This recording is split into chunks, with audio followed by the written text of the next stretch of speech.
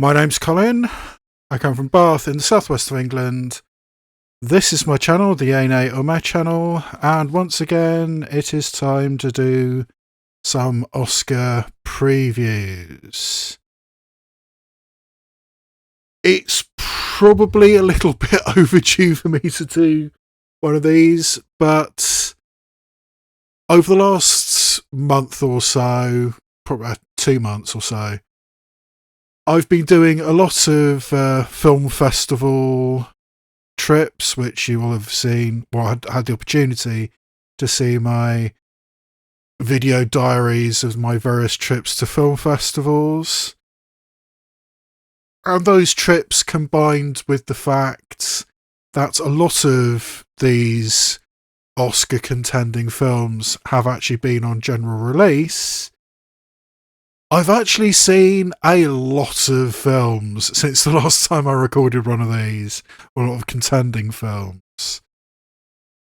The last time I recorded one of these Best Picture videos in September, I had seen 6 of the 40 films I talked about in that video. I'm going to be talking about another 40 films in this video, and I've seen 31 of them.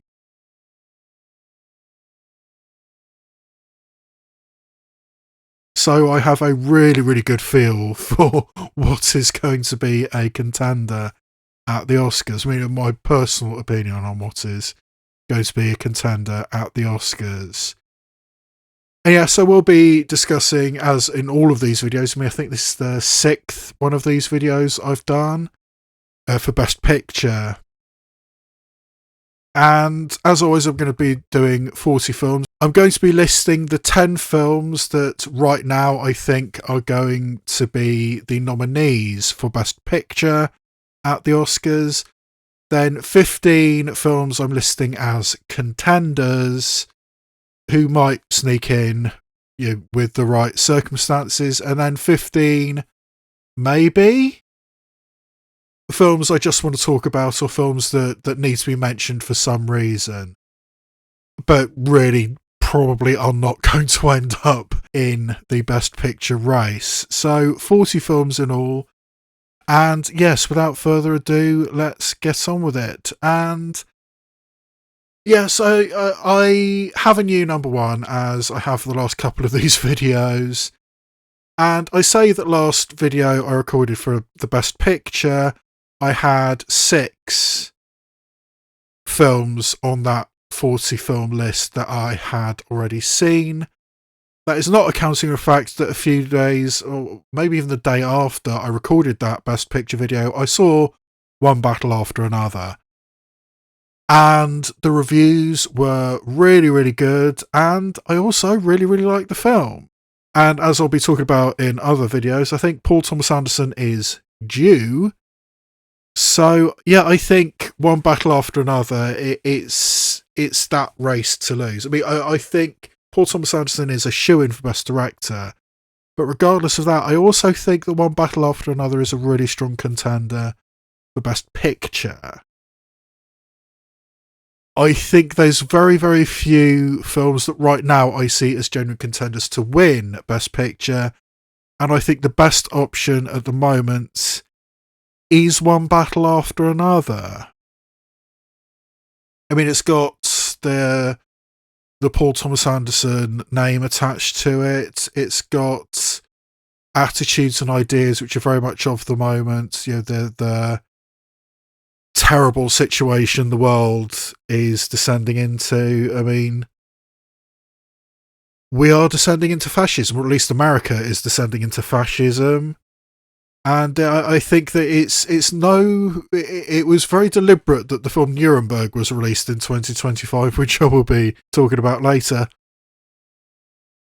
And that some of that stuff is dealt with in one battle after another. And I think that is the kind of film that the Oscars, I mean, the Academy at large, will want to talk about, will want to promote. And I think that's probably going to be good enough for it to get a win for Best Picture. I mean, like I said, shoo-in for Best Director in my opinion, but I also think it's going to win Best Picture. And I think the strongest other option is Hamnet, which, I mean, it really, really surprised me to say this because before I heard it, before anybody had seen it, I mean, there were whispers in early preview screenings that it just wasn't very good. Then people actually saw it and they said, oh, it's brilliant, it's transcendent, it's all these kinds of things.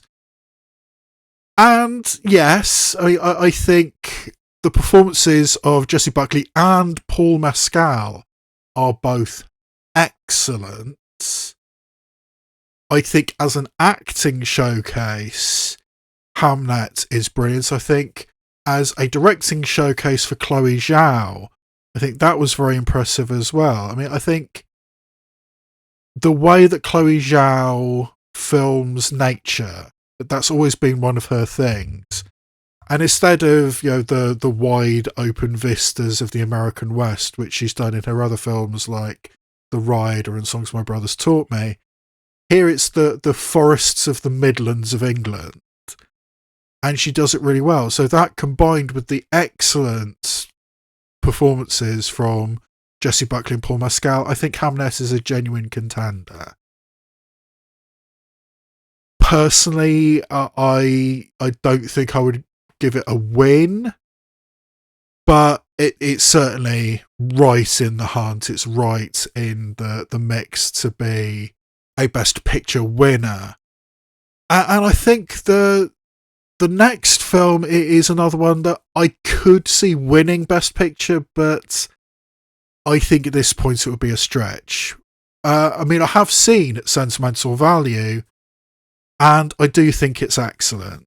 I think, again, as an acting showcase, as an exploration of the artistic temperament, the kind of film where, because I am a great artist, I can get away with anything, or I think I can get away with anything. I mean, that performance from Stellan Skarsgård is excellent. His two daughters having different ways of dealing with this, and then the outsider, the foreigner, Elle Fanning, coming into this scenario and kind of messing everything up. Not through any fault of her own, but she does kind of mess it up. I mean, it's got some richness to it. I mean, excellent performances. But I think the momentum for Sentimental Value has tailed off a little bit since it won that major award at Cannes. Or was it the Grand Prix at Cannes it won? Or was it the jury prize? Well, it was second place at Cannes. And I mean, I said right from the start, I thought the Cannes bump, I think it's the last 5 years or something that the Palme d'Or winner has got into Best Picture. I think it's 5 out of the last 6 with Titan missing out. So, yeah, I mean, we'll be talking about that later. But I thought that the Cannes bump would go to the Grand Prix winner, Sentimental Value, rather than the Palme winner, even though I've personally got the Palme winner in as well. But I think the momentum has tailed off a little bit. And I think Sentimental Value is maybe a little subtle to win Best Picture. I think it's an excellent film and I fully expect it to be nominated. I can see it winning, but I think it would be a struggle. And yeah, then we come to Sinners. And Sinners was the first major contender to be released. I mean, was it April or May it came out? And when it did come out, everybody was saying, oh, this is going to win Best Picture, it's going to sweep the Oscars. I mean, look out for this, it's coming. But I've always said that I didn't think Sinners was going to win. I think it's a film about race, but not a film about race in the way that the Academy is comfortable in voting for, or at least has been comfortable voting for in the past. It's too subtle, it's too well constructed. I mean, I think it's excellent, but ultimately it's a film about musical appropriation and cultural appropriation. And that isn't necessarily something that I think the Academy would be comfortable in voting for.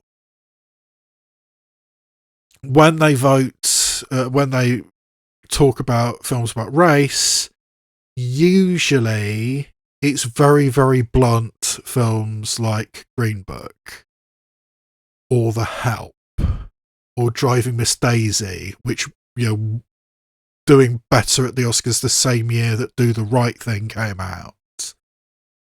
It's those kinds of films which tend to do well, and Sinners isn't that. It's great. It's also a blockbuster, which might have some impact in whether it's actually going to get anywhere at the Oscars. But yeah, I think Sinners is a fantastic film. I don't think it's getting much at the Oscars, unfortunately.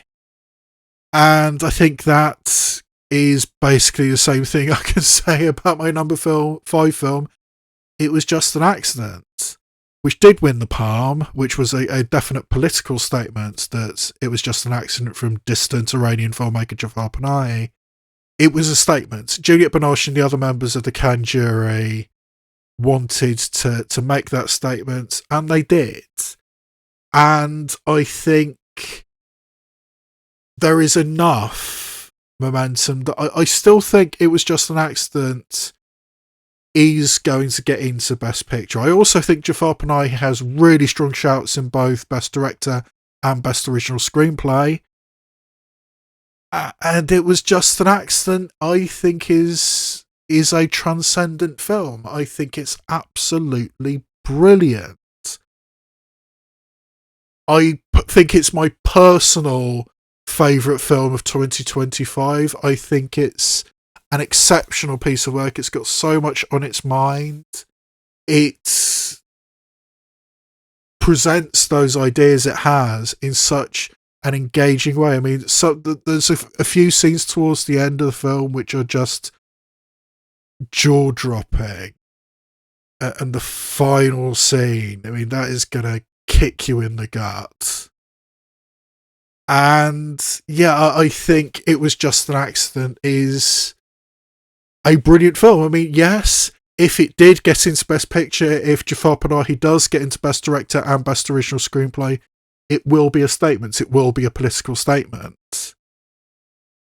But it's going to be for a fantastic film. I mean, I think the things that it says, the things that it is able to say about the state of Iran, about the state of living in this autocratic theocracy, it's exceptional.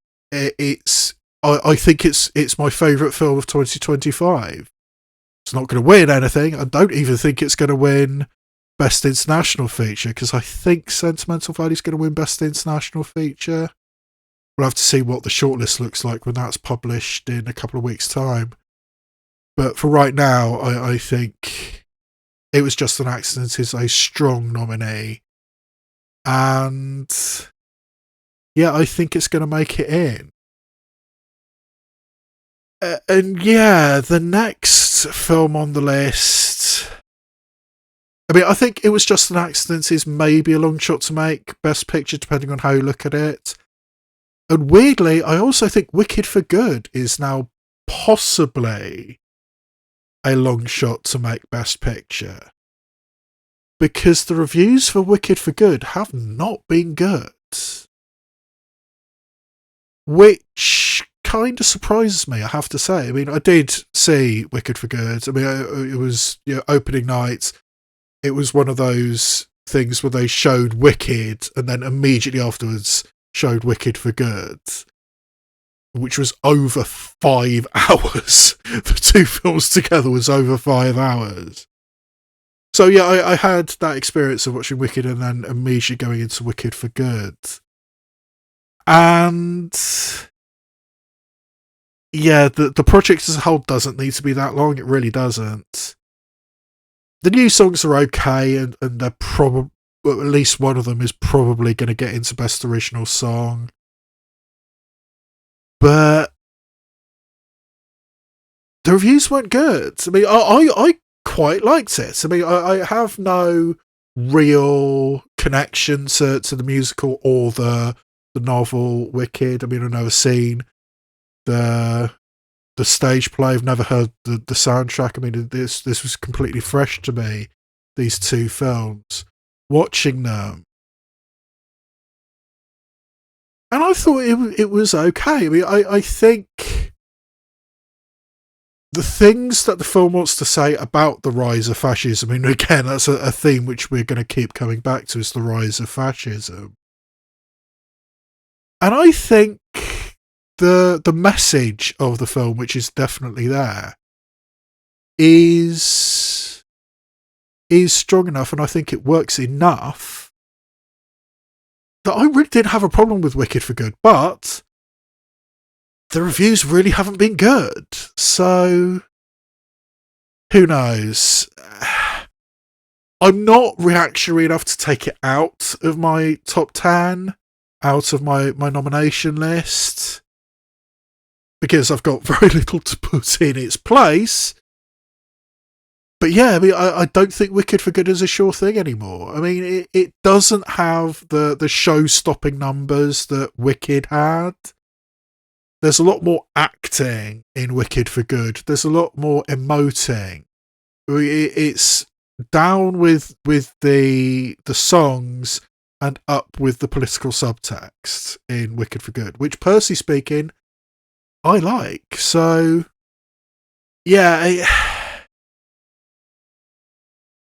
I don't think it's a sure thing, and I've got very little to replace it with, so yeah, Wicked for Good stays in, but it surprises me how poorly it's been received. And speaking of films I really don't know what to do with, next up is Marty Supreme, one of the few films on this list which I haven't actually seen yet, and nobody's really seen it. I mean, it did have a surprise screening at NIF, I think it was, so people have seen it and the responses have been good. But I mean, I've said all along about Marty Supreme, I just don't know what this film is, what it's supposed to be, what it's supposed to say.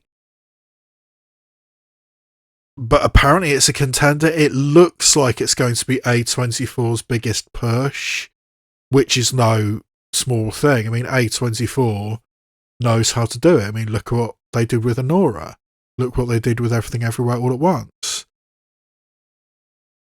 A24 knows what they're doing, and if they think that Marty Supreme's the one to push, then I guess we have to believe them. So I still don't know what this film is, but it remains in the top 10. It remains in my nomination list because I just don't know what else to do with it. And yeah, we're reaching that part of my top 10 list, my nomination list, where I don't know what to do. I don't know what to put in these last few slots. It's a case of I know what I don't want to put in my nomination list rather than what I do want to put in my nomination list, if that makes sense. And yeah, I've still got Begonia in my nomination list at the number 8 slot. This is one of very few films that's been in all 6 of these nomination lists. In fact, 2 videos ago, it was my number 1. I thought this was going to win before I saw it. Yorgos Lanthimos has a good track record, but this is one of his weirder ones. Not as weird as some really off-the-wall stuff like Alps or Dogtooth. I really like Begonia, but I think there's enough in it, particularly the end. I think the end will piss people off. Or some people off, at least.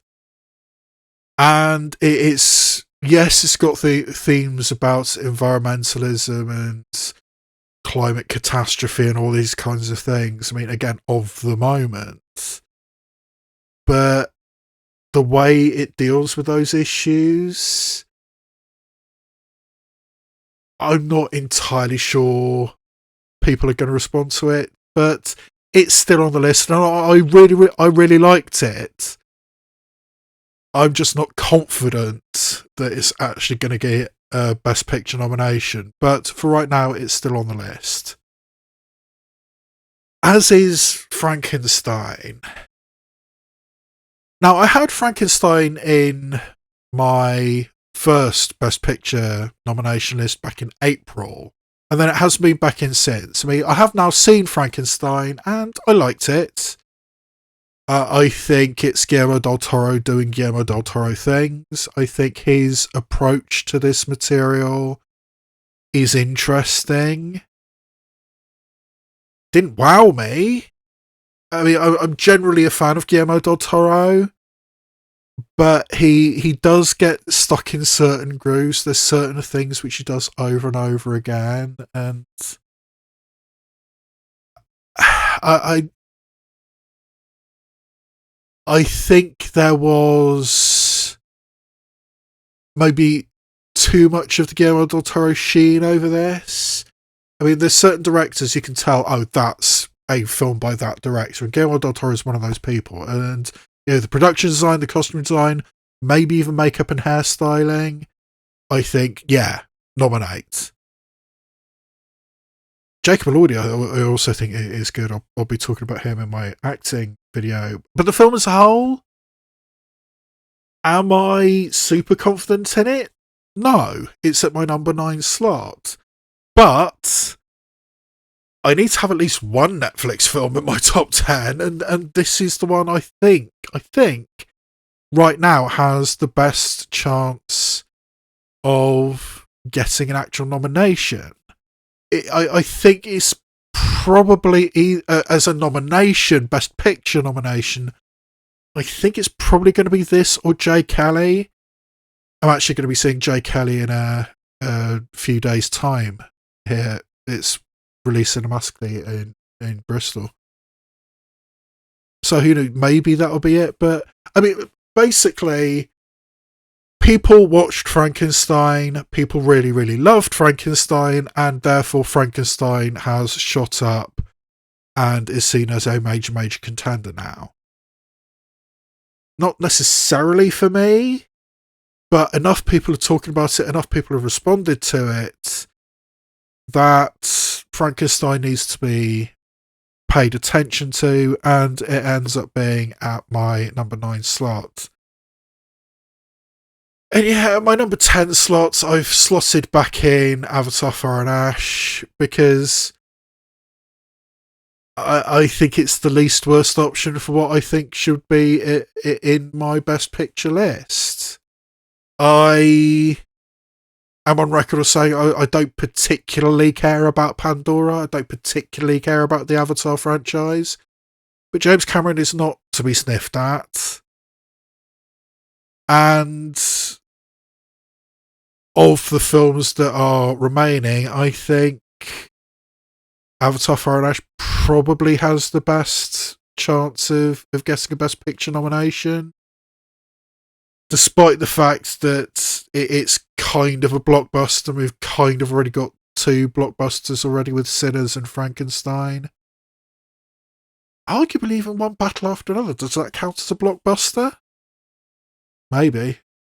No, probably not. But it's a big spectacle film, and James Cameron knows what he's doing. The second Avatar film did get a Best Picture nomination, but that was years, a decade after the first one. Now, only a couple of years later, is that momentum still there? I'm not sure it is, but it's the best option of what's available. So yeah, Avatar Fire and Ash does make it back into my top 10, back into my nomination list. Replacing another film from the 20th century studio, Springsteen Deliver Me From Nowhere. Now, I've said all along that for some reason the Academy, the Oscars, loves a music biopic. Bohemian Rhapsody, Walk the Line, Ray, Elvis, Judy.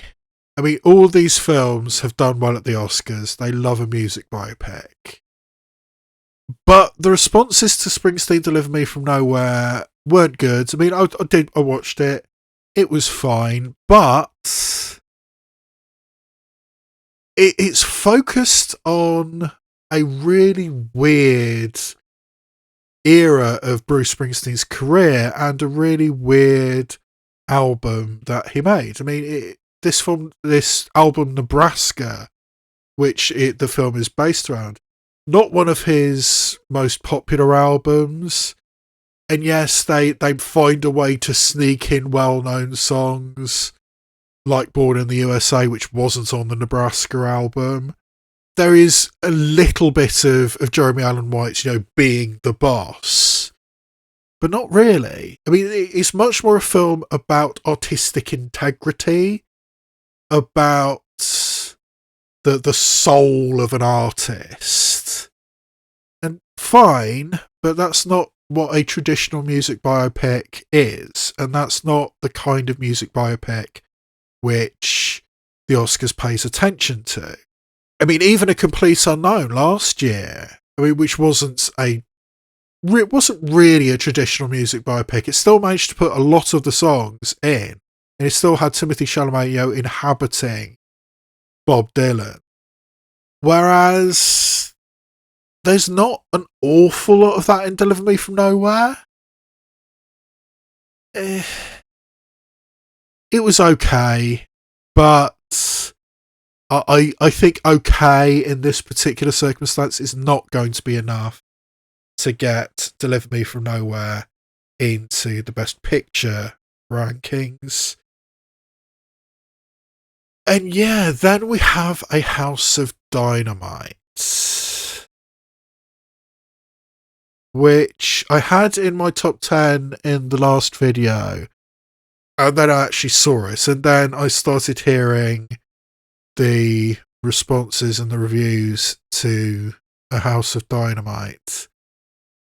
And a lot of them said the same thing, and a lot of them kind of echo what I felt about A House of Dynamite, in that the ending's not good. It builds up this tension. It has this scenario of a nuclear attack on the United States, and then what? I think the crucial factor in A House of Dynamite, which I don't think is getting as much publicity as it maybe should have, is the fact that I don't really think this is a Catherine Bigelow film. I mean, this was described as, Catherine Bigelow's coming back. The first time, 2019, I think Detroit was. I mean, she's been away from directing films for a long time. And, this is Catherine Bigelow's film. But, honestly, I don't think this is a Catherine Bigelow film, the director. I think this is a film by Noah Oppenheim, who is the writer of A House of Dynamite. And Noah Oppenheim doesn't have a background as a screenwriter. He's a news guy. He ran the NBC newsroom for years. And this was deeply researched. He really dug into all the permutations, or all the stuff that might happen if this scenario did happen. A nuclear attack on the United States. I mean, he thought, what is going to happen? I mean, how drastically underprepared we are for this kind of scenario. And when you have in the film, I mean, Idris Elba as the American president and Jared Harris as the Secretary of Defense, or Secretary of War, as we're supposed to call it now. These are portrayed in the film as competent people, and it's still not really good enough. So when you have Donald Trump and Pete Hegseth in those roles, people who we know are very incompetent, if this kind of scenario happens, we are completely fucked. And that's the point that Noah Oppenheimer's trying to make with this film. He wanted to portray all the scenarios, all the things that he's researched, he's dug into what would actually happen, all the ins and outs, all the intricacies of it, how even with billions of dollars spent, the defense grid against this kind of attack isn't very reliable. It's just not. So, I mean, Noah Oppenheim wants to highlight these things, wants to show us these things, wants to make us wake up, we are fucked if this kind of thing happens, and it might actually happen. That's what Noah Oppenheim is trying to say. And, he has every right to say that, and this is, a delivery system for that message, which I think is Noah Oppenheim's work. It's not a Hollywood movie. Noah Oppenheim wanted to make all these points, wanted to show us how deeply fucked we are if this kind of scenario happens. He didn't know how to end the movie. He couldn't, I think, the Noah Oppenheim and to a certain degree Catherine Bigelow couldn't figure out what the most appropriate, what the most meaningful ending for this film would be, so they just didn't give an ending.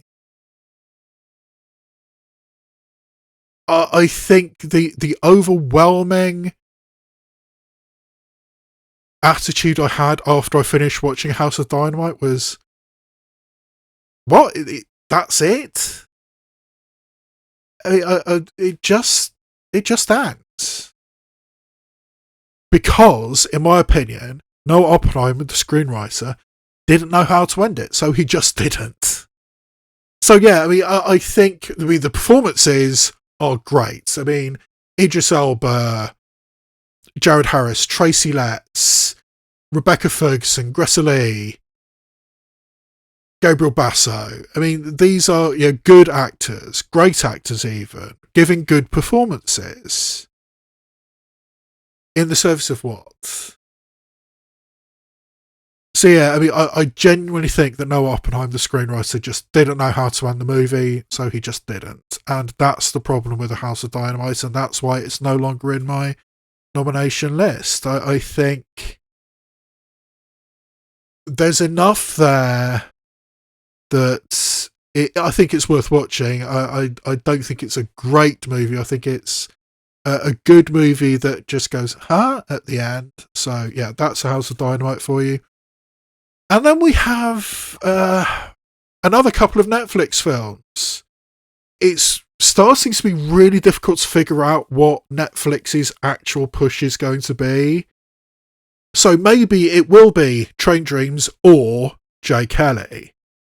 I mean, I have seen Train Dreams, the next film from Clint Bentley, who did Jockey, and he also worked on Sing Sing, and Greg Quedar, the director of Sing Sing, works on this.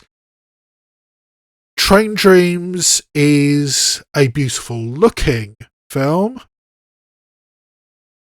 I mean, the vistas of the American West, working as a logger and working on the rail lines out in Idaho into Washington State. It's beautiful. And Joel Edgerton is this, somewhat taciturn, somewhat rugged man working the rail lines at the end of the First World War. I think it's 1916 is the majority of the film takes place in. And yeah, I mean, it's a beautiful film. Doesn't have a lot of plot. It doesn't have a lot of incident, a lot of drama in it. It's beautiful, and it does. There is, I think, some benefit to having a simple life portrayed, which is what Train Dreams does. Is that enough for a film? Maybe not. Yes, there are incidents. I mean, there's one big incident, which, big dramatic moment. But ultimately, I think Train Dreams is just a simple story of a simple man. And it looks pretty, but is that enough for a Best Picture nomination? Maybe not. And J. Kelly, who the fuck knows? I mean, this was a big contender. I mean, Noah Baumbach has a name. George Clooney has a name. First time he's back for a while. And I mean, people saying, "Oh, this is really great, this is really great," and then people actually saw it, and it did really poorly at Venice, did okay at Telluride. Now people have seen it elsewhere. I think it played at NIF. Mixed reviews. Some people have really taken against it. Some people have liked it. Who knows? And a film that seems to be that divisive, is it going to get into Best Picture? Who knows? But I'm going to be able to find out for myself in a couple of days when I go to Bristol to see it.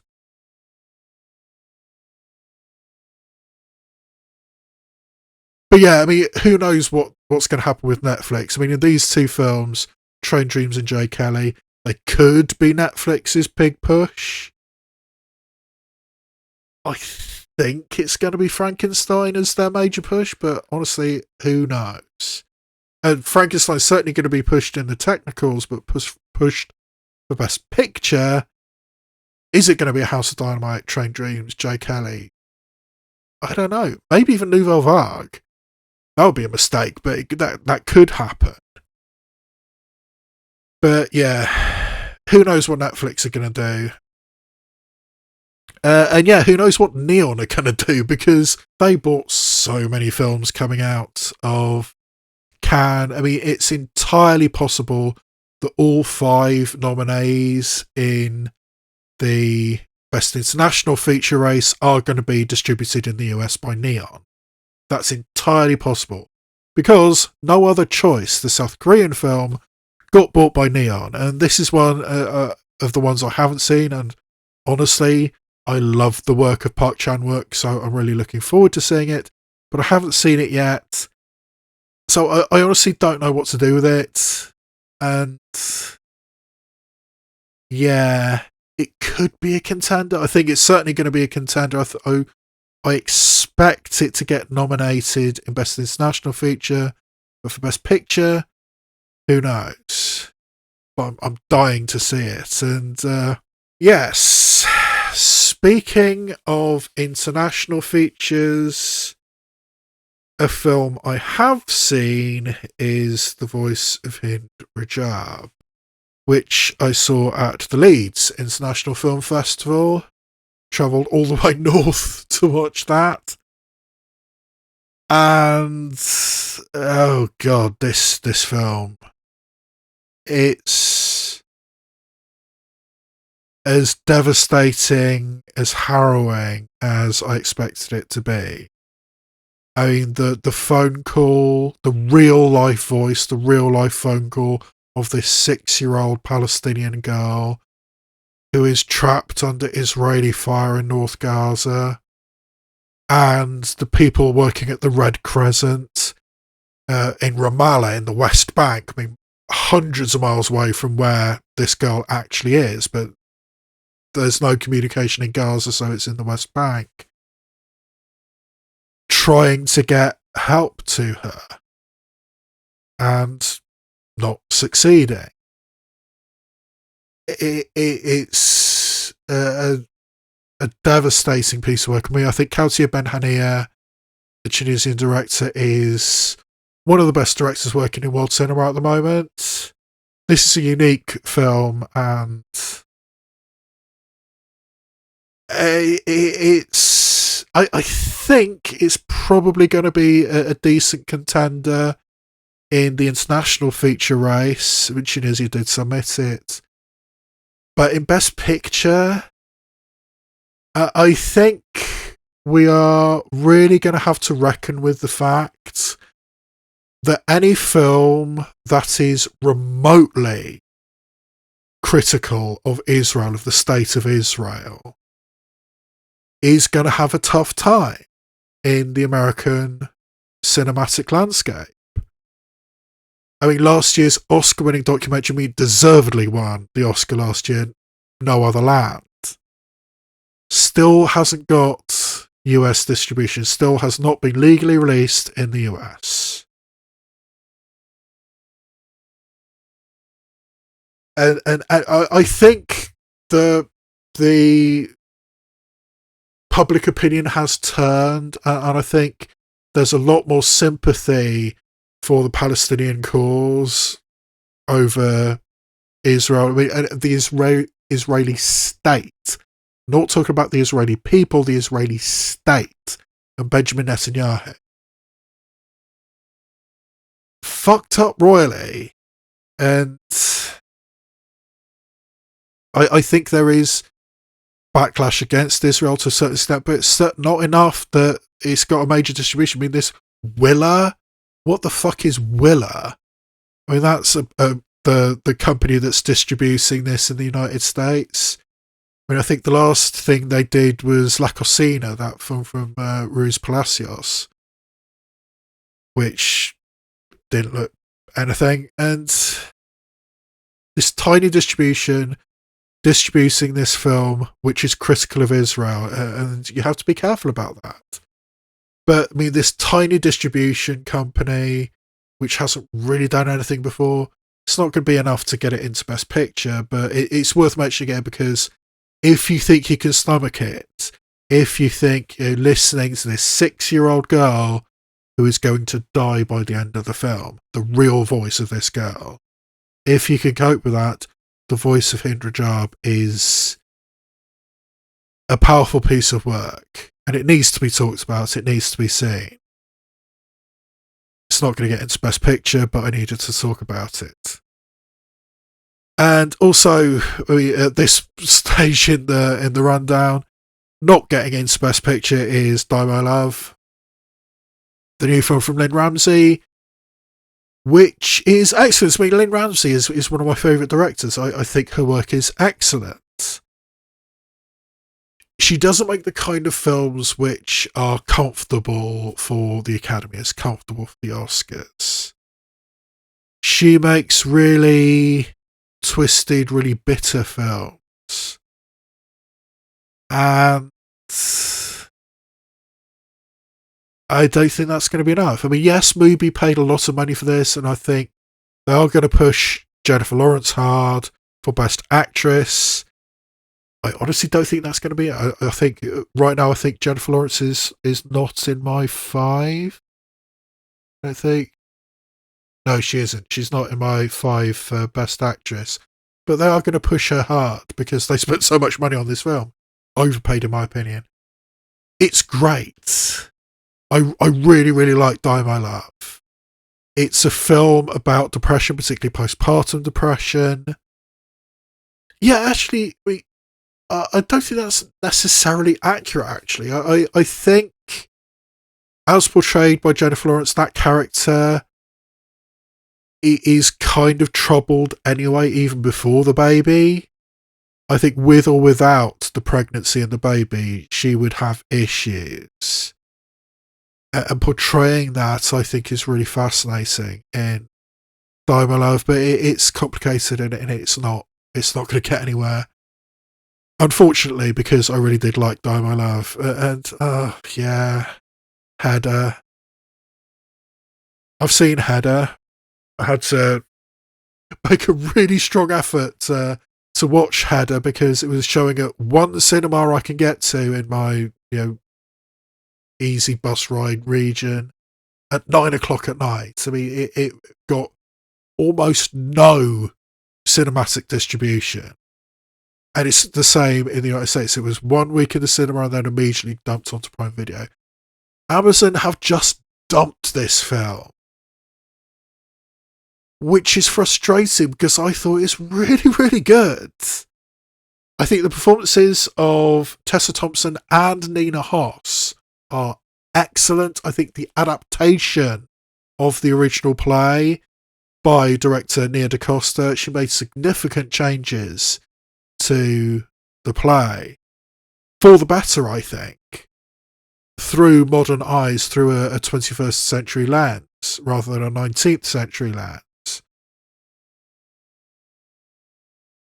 I think Heather was brilliant, and it's going to get absolutely nowhere because nobody's going to fucking see it because it got dumped on Amazon Prime. It frustrates me so much when this kind of thing happens. I mean, if people saw this, if this was properly pushed, I think Tessa Thompson and maybe even the film itself would be strong contenders, but it's not. So I'm putting it probably much, much higher in this list than I should, because I really want you to watch Heather. I think it's excellent. I think this should be the push for Amazon MGM over After the Hunt, which turned out to be basically nothing. I think After the Hunt is a really, really good performance from Julia Roberts. Very good performances from Andrew Garfield, Michael Stuhlbarg, and Iowa Debris. But this just didn't get good responses. And I think this is still what Amazon MGM are going to push as their major contender. I mean, they really don't have much else. I mean, they do have Heather. And that's basically it. Preparation for the Next Life, which is nothing. Yeah, I mean, I think this is going to be the push for Amazon MGM. So, and that's, a major contender. And maybe that's going to be enough. Maybe it's going to be enough for Julia Roberts. And again, I don't think Julia Roberts is in my... No, she's not in my actress list anymore. My 5. So yeah, After the Hunt is going to be Amazon MGM's push, but it's not going to get anywhere, and it's not as good as Heather. Yeah, and then, speaking of distribution companies that I'm really not sure what they're doing, Searchlight is probably going to push The Testament of Anne Lee. This is one of the films I'm not seen yet, and here in the UK, The Testament of Anne Lee is being released in March, so it's going to be really, really tight before the actual Oscar ceremony when I'm going to be able to see this, unless it pops up at a film festival, but there's really not much left anyway. I really, really want to see The Testament of Anne Lee, but it's going to be really, really hard here in the UK. And yeah, I mean, Mona Fastvold, working with her partner / husband, I'm not sure which, Brady Corbet, same team who did The Brutalist last year, but having this film, which is apparently a musical, I mean, and I'm guessing Amanda Seyfried is going to be a major contender in Best Actress. And I think this is going to be Searchlight's big push, because they bought this, and instantly it seems to be a film which has much stronger responses to the other 2 films which Searchlight have. I mean, Rental Family, which they've had all along, and Is This Thing On, which suddenly got finished and got released in time for NIF. I mean, Rental Family, I always believed that Rental Family was only on anybody's radar because it looked like Searchlight's only push. And I have seen Rental Family, and it's a really nice film. I mean, strong performance from Brendan Fraser, strong performance from Mari Yamamoto. The little girl in Rental Family is excellent. It's a sweet, charming, heartwarming film. Has a little bit of poignancy to it. Well, actually, quite a lot of poignancy to it. It's a good film. I liked it a lot. Not a contender, but I do recommend watching it. And Is This Thing On? I saw this at the Cambridge Film Festival, and I liked it a surprising amount. I mean, this is loosely based on the life of British stand-up comedian John Bishop, who has a story by credit on the film and is also an executive producer on the film. So this is very, very much John Bishop's life, or inspired by his life. I think it's really, really good. I mean, I think Will Arnett, very good in the lead, and Laura Dern playing the wife. I think very, very strong performances. I think the plot and the incident in the film works. I think what it says about a long-term marriage which is struggling or maybe even ending, and finding a new lease on life from this unusual thing. I mean, basically, Will Arnett and Laura Dern are going through a separation, and randomly Will Arnett just goes into a comedy club.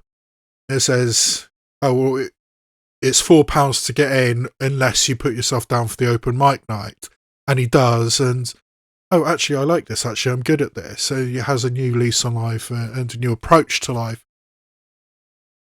I liked it a surprising amount. I really did like Is This Thing On? But it's another one of those films that I really, really liked. It hasn't got a prayer of getting anywhere in the Oscars, I don't think, which is a shame. But yeah, I do recommend Is This Thing On? And I think that Searchlight is going to push the testament of Anne Lee.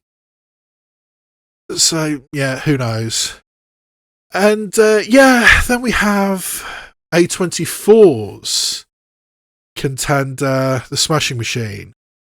Although I think Josh Safdie's film Marty Supreme is going to be A24's push rather than Benny Safdie's The Smashing Machine.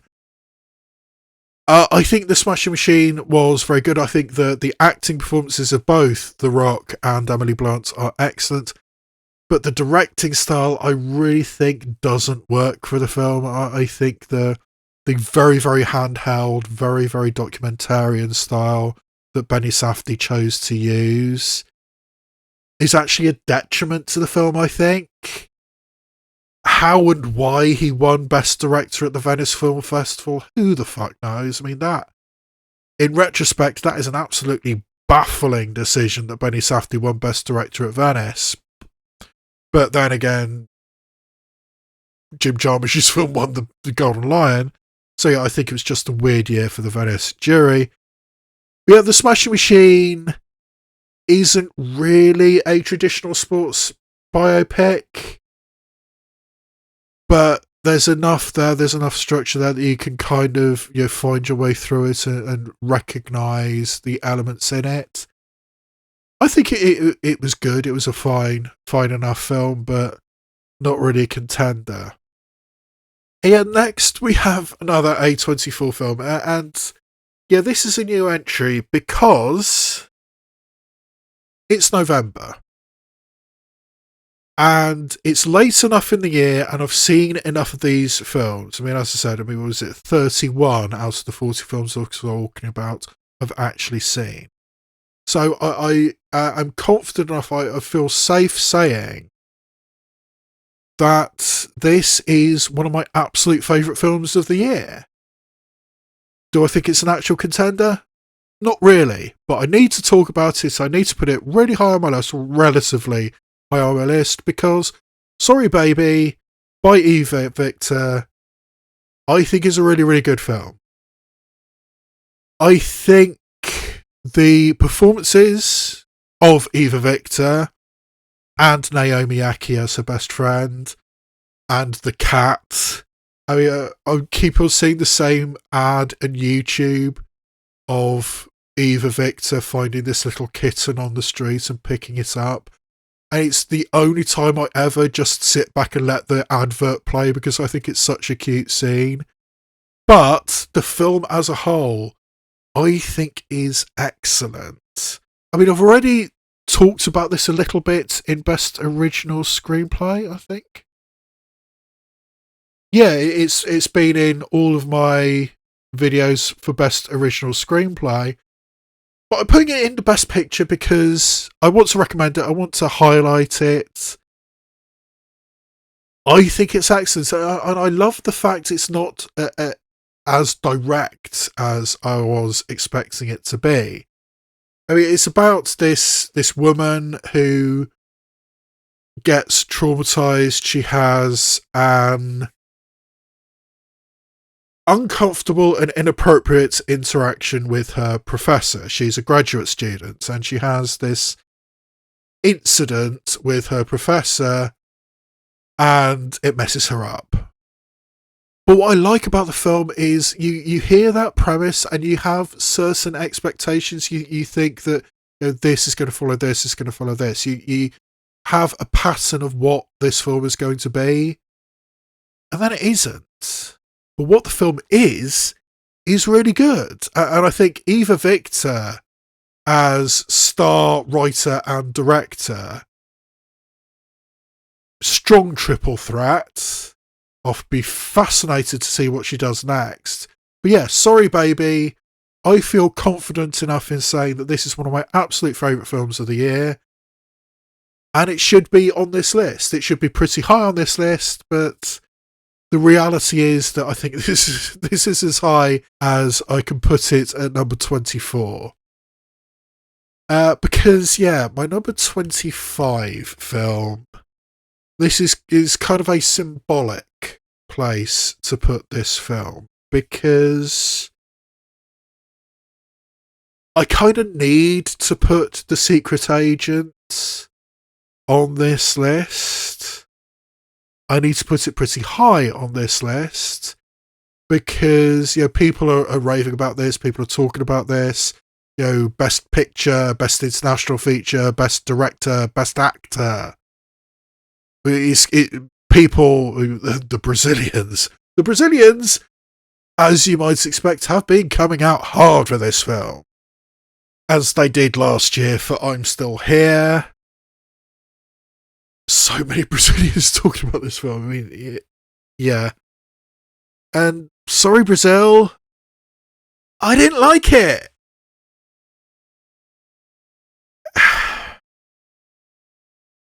I kind of see what other people saw. I mean, Kleber Mendonça Filho won Best Director at Cannes. Wagner Moura won Best Actor at Cannes.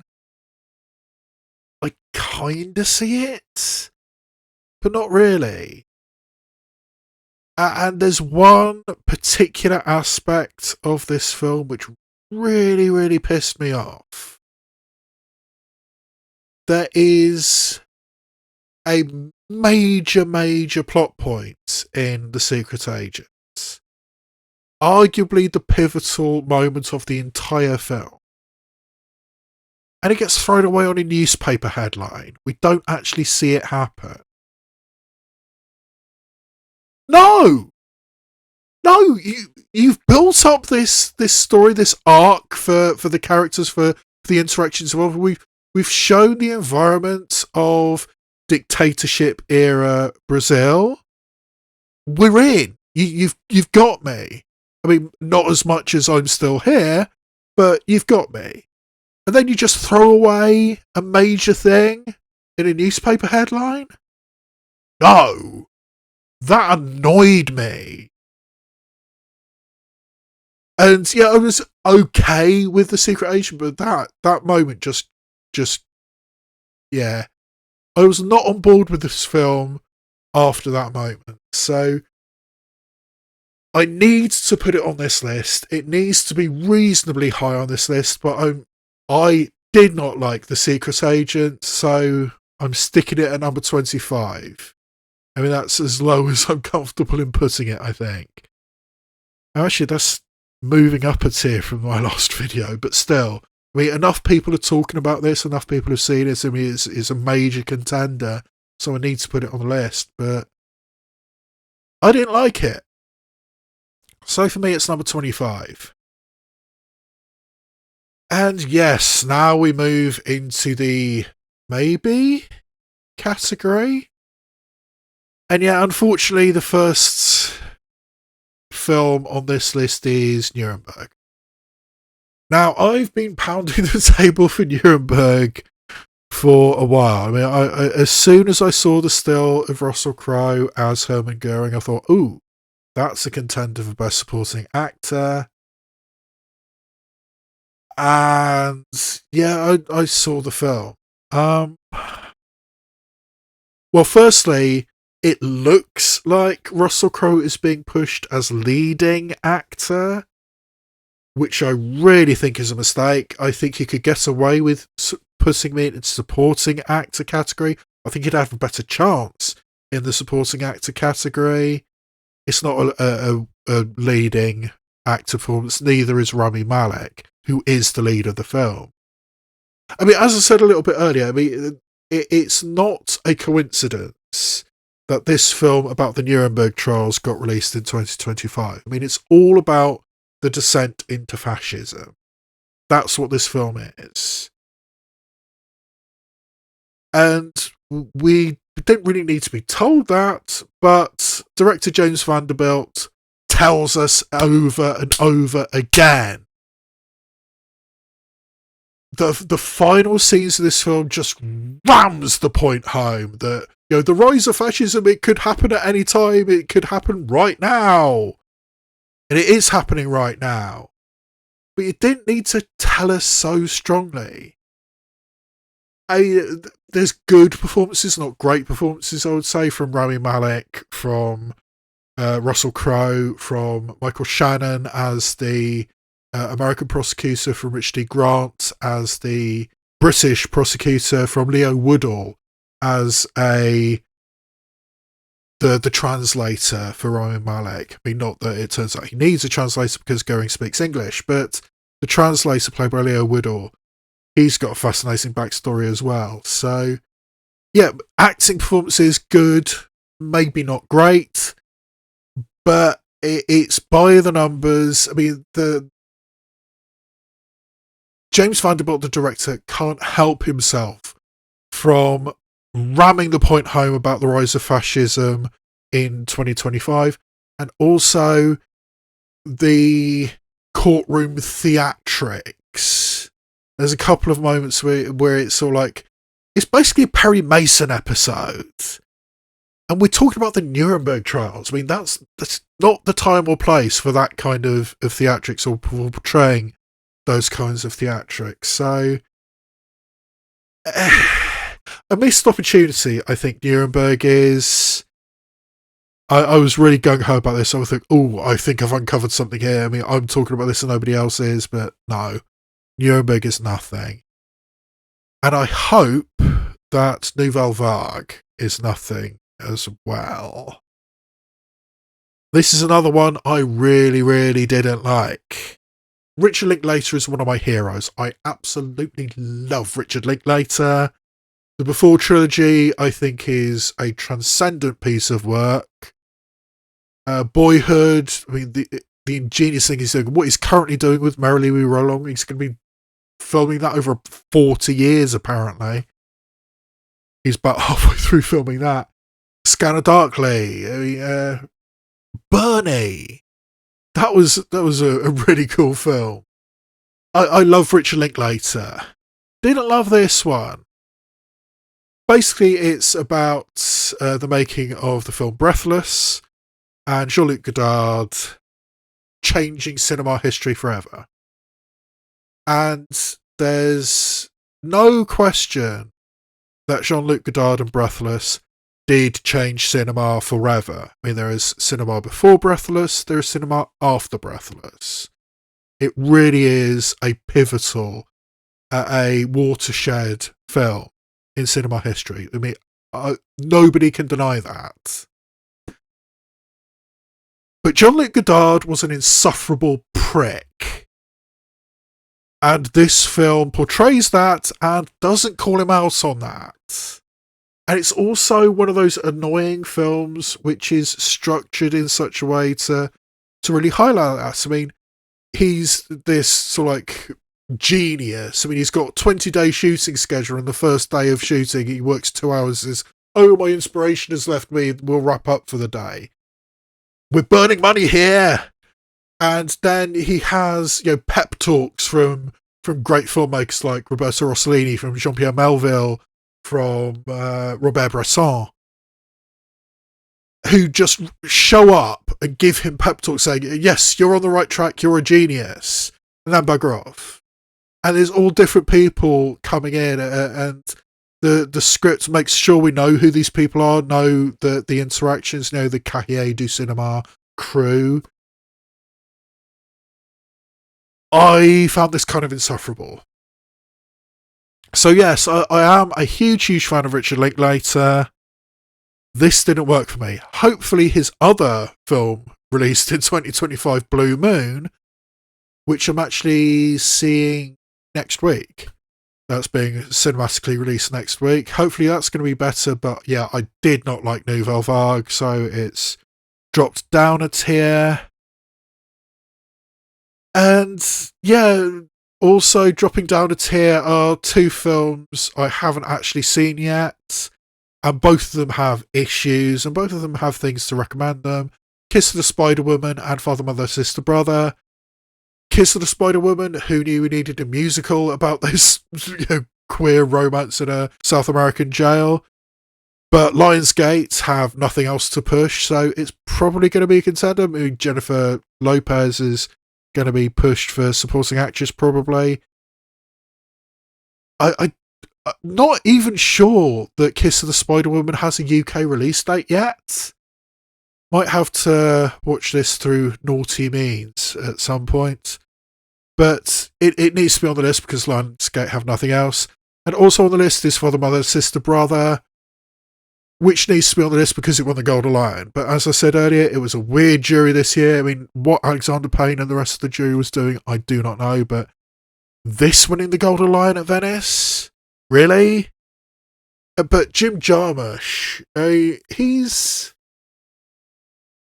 a director I have a mixed response to. I mean, some of Jim Jarmusch's films I've liked, some of them I find absolutely insufferable. He's the indiest of all the indie filmmakers, and he's got a very particular style, a very particular tone, and I don't always get along with it. And I don't think it's actually going to get anywhere, but because it won the Golden Lion, it needs to be on the list. That's why it was up in the middle tier of my rankings in the last video, because it had just won the Golden Lion, but I put it up too high last time, so it's down where it should be in this third tier.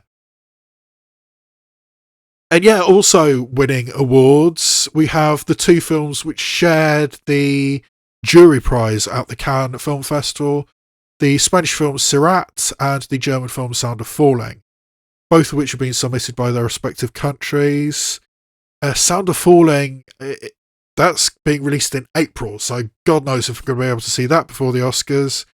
We'll have to see. But I have seen Sirat. I saw that at Leeds, the Leeds International Film Festival. And it was okay. There are going to be people out there who will have a transcendent experience watching Sirat. I mean, literally and metaphorically, because it's somewhat based around trance music. And I mean, there's stuff in there about life and death and hope and despair and all these things. I mean, the journey of the soul in the Moroccan desert. There are people who are going to respond to that and really find something in it. I didn't. I liked it, I guess, but it didn't entirely work for me. So yeah. For me, Sirat didn't especially work, but I am fascinated to see The Sound of Falling, because that is what I'm really, really curious about, and it's probably going to be a contender for international feature, so I hope I manage to see that before the Oscars. Yeah, those are the two films that won the jury prize at Cannes. And yeah, then we have a couple of A24 films. Eddington, which I had in my top 10 in my first video, which turned out to be a mistake. I mean,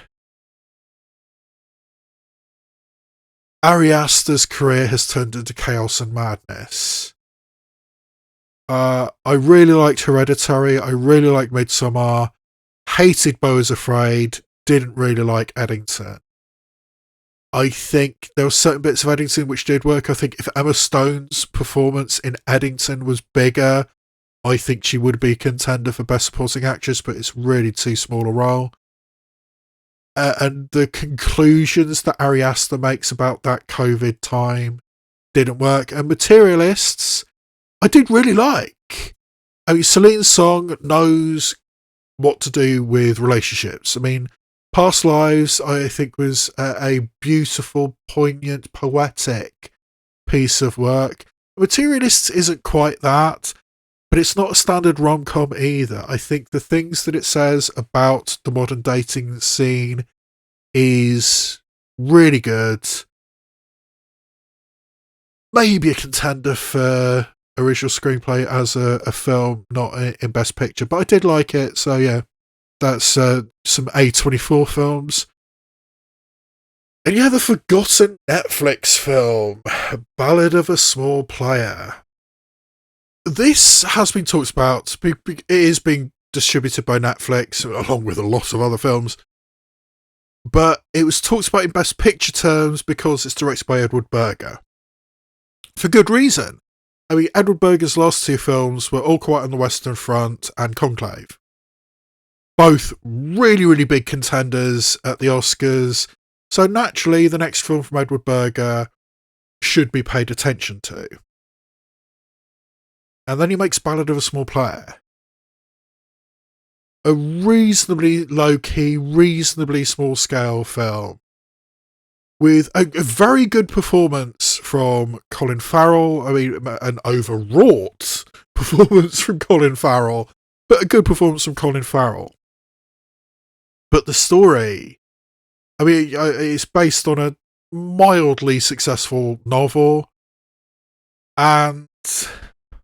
yeah, at this point, I feel the need to do something.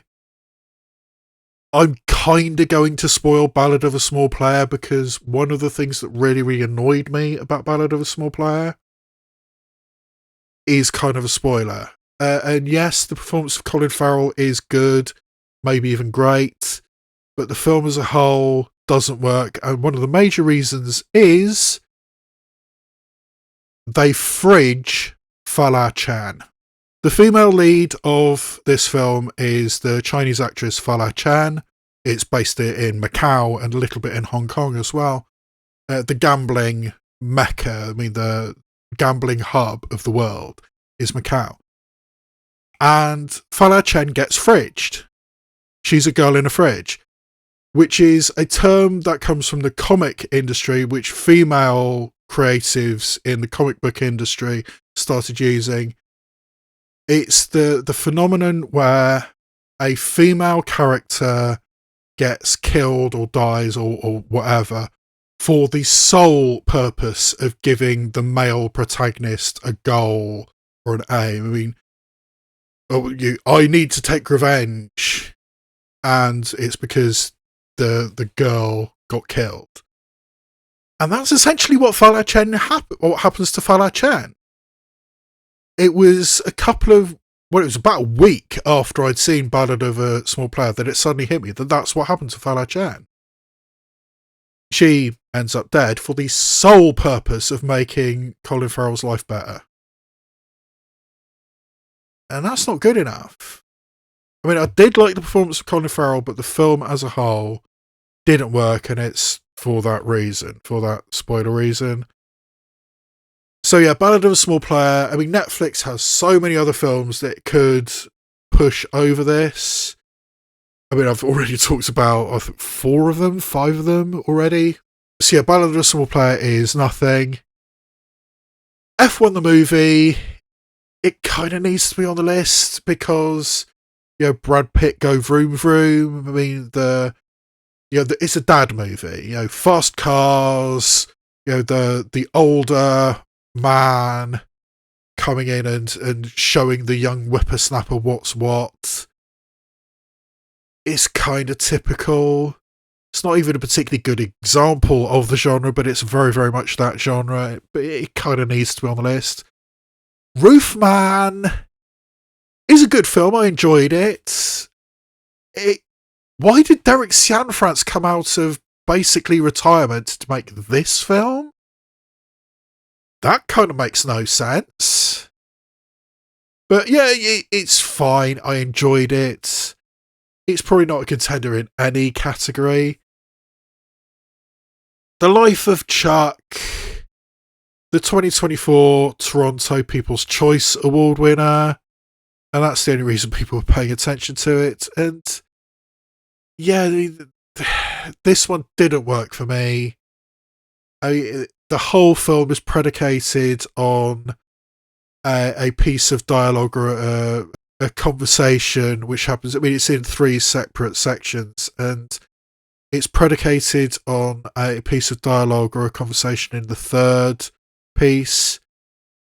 But even if you accept that, what actually happens to the people who were in the first piece? If that's where it came from, why are those people there? That's a really, really the people in the first section. That's a really, really big thing to do if the conversation in the third part is what happens to me. So yeah, The Life of Chuck didn't work for me. Eleanor the Great, it kind of does need to be talked about because it played at Cannes, and Sony Classics doesn't have a lot else. I mean, they do have Blue Moon, which might make it into this list by the time I make another video, because, like I said, I'm seeing Blue Moon next week. But Sony Classics, who knows what they're doing? It's got mixed reviews, but I love June Squibb. I really think she should have got Oscar nominated for Thelma, and I think there's a lot of people out there who think she should have got Oscar nominated for Thelma. So Eleanor the Great does need to be paid attention to. I think that's coming out in 2 weeks' time, I think. And yes, I mean, as I said a little bit earlier, we've reached the point of the year where I can confidently say these are some of the best films of the year, or films I want to promote, films I want to talk about. And I don't necessarily think that either of my final two films are going to be Best Picture contenders. In fact, I'll be astonished if either of them are Best Picture contenders, but I do want to talk about them. And the first one up is If I Had Legs, I'd Kick You, which is getting talked about, but only in terms of the performance of Rose Byrne. And I think she is a genuine contender to get a nomination for Best Actress. But the film as a whole, I think, is maybe getting a little bit underrated. I mean, when everybody's talking just about the performance of Rose Byrne, the film itself, I think, is pretty damn good. I think the sense of anxiety and pressure that is built up in the film by director Mary Bronstein, I think is really good. So yeah, the film as a whole, I think, is excellent.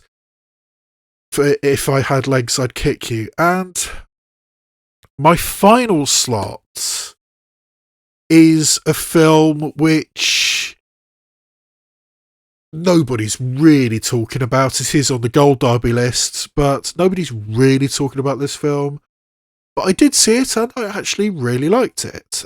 Don't Let's Go to the Dogs Tonight is the directorial debut of the excellent actress Embeth Davidtz, who is also the star of the film.